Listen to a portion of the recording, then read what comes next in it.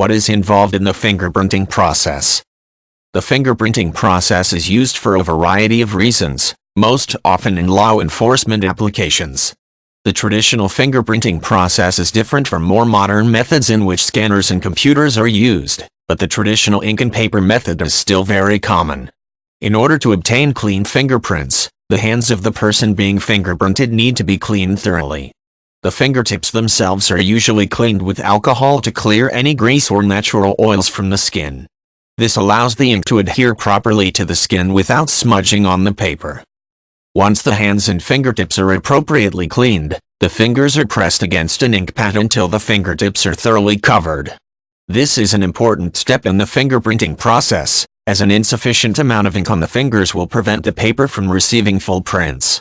Fingers are often coated with ink one finger at a time to prevent the ink from drying before it can be applied to the paper.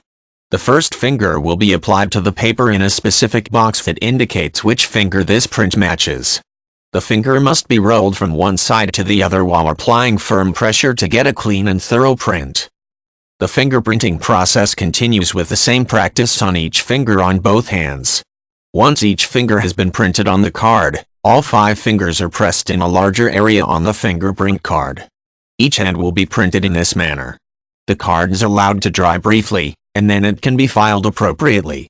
Criminals being booked into jail or prison are fingerprinted, and in many regions of the world, teachers must be fingerprinted to obtain a fingerprint identification card that is kept on file by the school and school district.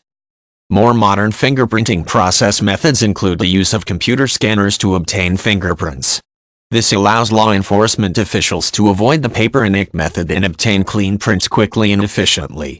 The scanned prints can be stored electronically for faster access, or they can be printed on a hard copy paper for filing in a physical file.